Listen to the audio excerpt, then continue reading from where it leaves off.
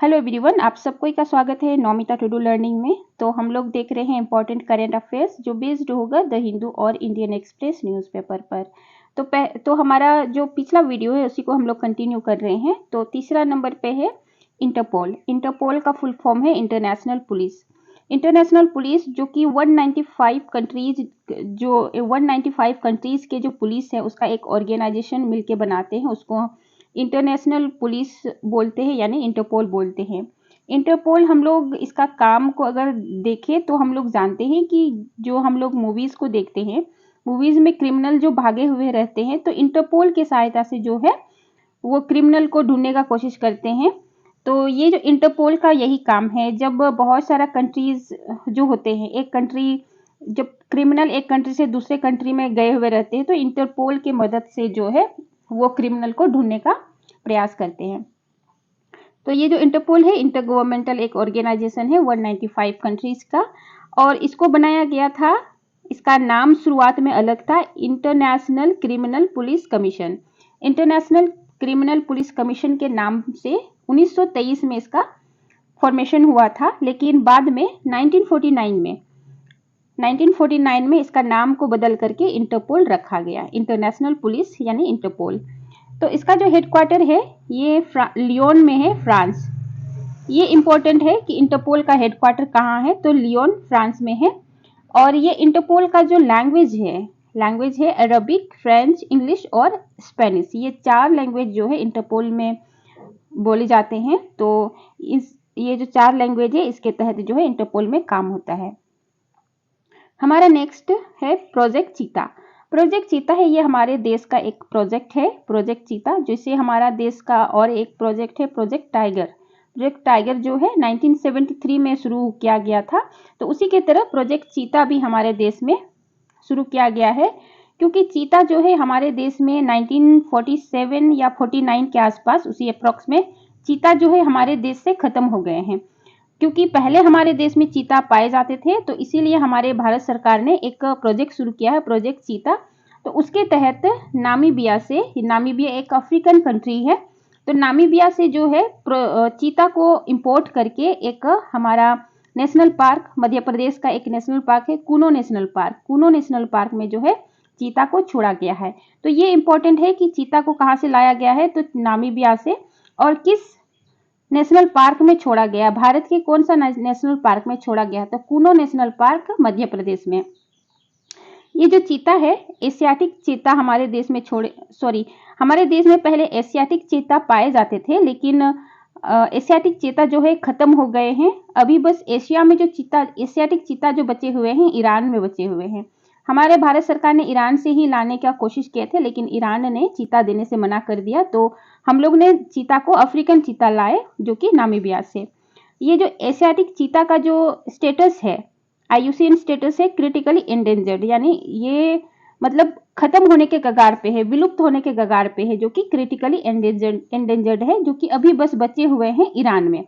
Asiatic cheetah का बात कर रहे हैं। लेकिन और एक तरह का चीता पाए जाते हैं अफ्रीकन चीता। ये अफ्रीकन चीता जो है ये अफ्रीका में पाए जाते हैं, अफ्रीका महादेश में, जो कि इनका जो स्टेटस है वल्नरेबल है।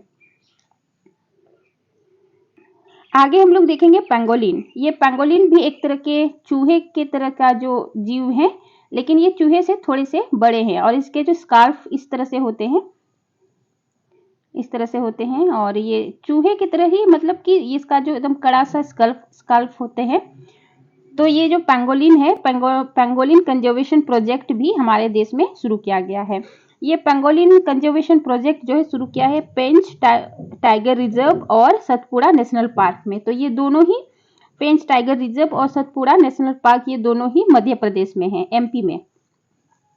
ये पेंगोलिन जो है इसका IUCN स्टेटस को हम लोग देखें तो इंडियन पेंगोलिन का है इंडेंजर्ड, यानी सही मात्रा में पाए जाते हैं, लेकिन इसका जो स्टेटस है इंडेंजर्ड इसीलिए रखा गया है क्योंकि मात्रा में हमारे देश में पाए जाते हैं, लेकिन इंडेंजर्ड इसीलिए है क्योंकि ये थ्रेटन है, किसी तरह से इसका जो हैबिटाट नष्ट हो रहा है, तो ये पेंगोलिन जो है खत्म हो सकते हैं। और चाइनीज पेंगोलिन जो है क्रिटिकली एंडेंजर्ड है। क्रिटिकली एंडेंजर्ड इसीलिए है क्योंकि चाइना में जो लोग हैं पेंगोलिन को खाते हैं, पेंगोलिन को पकड़ के खा जाते हैं, इसीलिए वहाँ पे जो चाइना में है पेंगोलिन खत्म होने के कगार पे हैं, ये विलुप्त होने के कगार पे हैं, इसीलिए इसको क्रिटिकली इंडेंजर्ड रखा गया है चाइनीज पेंगोलिन को।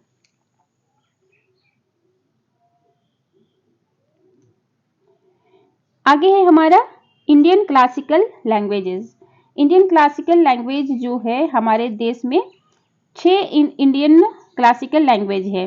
तो 6 लैंग्वेज, वैसे तो हमारे देश में बहुत सारे लैंग्वेजेस है जो कि कॉन्स्टिट्यूशन में हमारा लैंग्वेज को शेड्यूल किया गया है, तो उसमें से 6 लैंग्वेज को क्लासिकल लैंग्वेज का एक दर्जा मिला हुआ है। तो क्लासिकल लैंग्वेज का जो दर्जा किसको मिला है? तमिल को, जो तमिलनाडु में बोले जाते हैं, संस्कृत को जो कि हमारे देश का एक पुराना भाषा है, पुराना लैंग्वेज है, उसको इंडियन क्लासिकल लैंग्वेज में रखा गया है, तेलुगु को, कन्नड़, मलयालम और उड़िया। तो ये जो 6 लैंग्वेज है इसको इंडियन क्लासिकल लैंग्वेज में रखा गया है।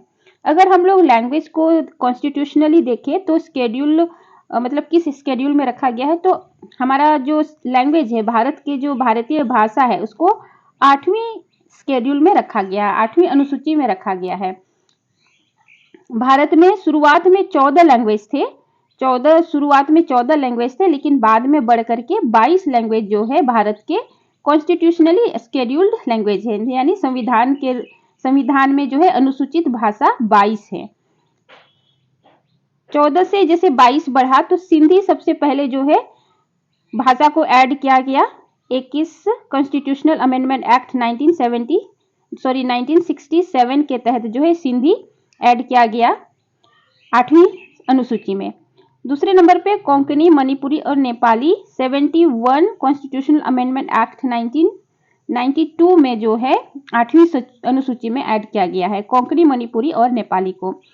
सबसे आखिरी में बोडो, डोंगरी, मैथिली और संथाली, ये 4 भाषा को, ये ट्राइबल भाषा है, इसको 52 कॉन्स्टिट्यूशनल अमेंडमेंट एक्ट 2003 में जो है 8वीं अनुसूची में ऐड किया गया।